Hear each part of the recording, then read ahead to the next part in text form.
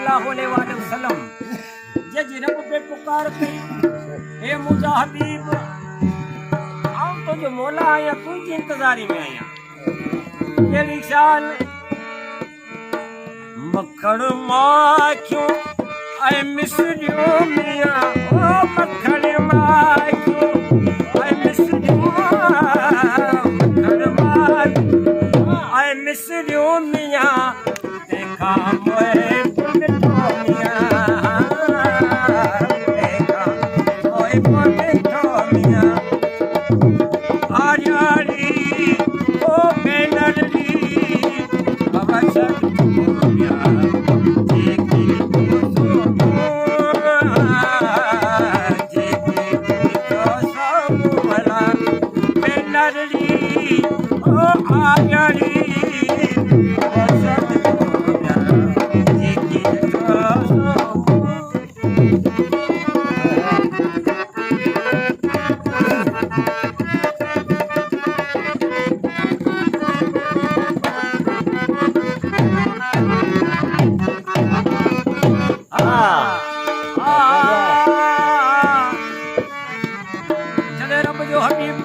मेरा आज तेरा पूरो परियो मलाइक रब अर्ज क्यों जे मुझा मौला असा तो तुझी नूर में पैदा किथे आयो नूरानी मलाइक आयो नूरानी मखलूक आयो तो जो हबीब हुस्न में असा सा कड़ी टक्कर थी होंदी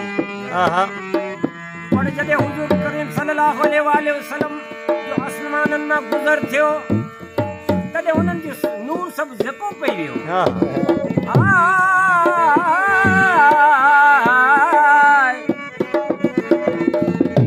जे तो चंद तुझी जात शाह साहब थे तो चंद तुझी जात मां पारिया तान प्रिय सा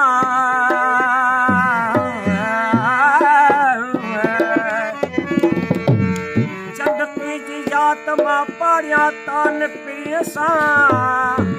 तू अच्छो मिजरात तुम्हें सजन समाजू सदा ही सोच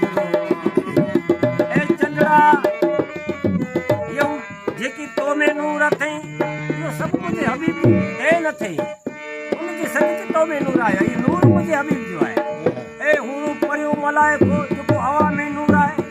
यो नूर तो मुझे हबीब सल्लल्लाहु अलैहि वसल्लम के जिसने मुबारक करामात आवा की मिल अता थियो है सिज चंद तारा ऐ कतियो मिया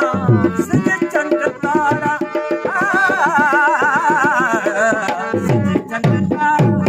ऐ कतियो मिया खाता पुत को मिया खाता पुत को मिया बेनरी ओ आयारी बाबा सद को मिया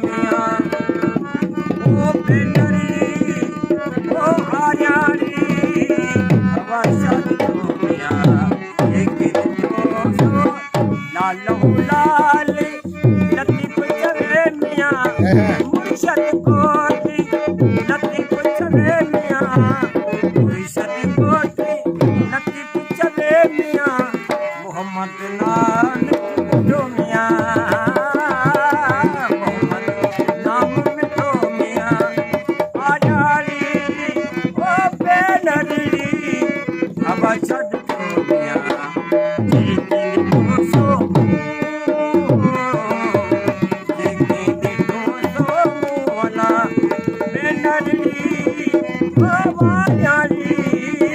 अवसर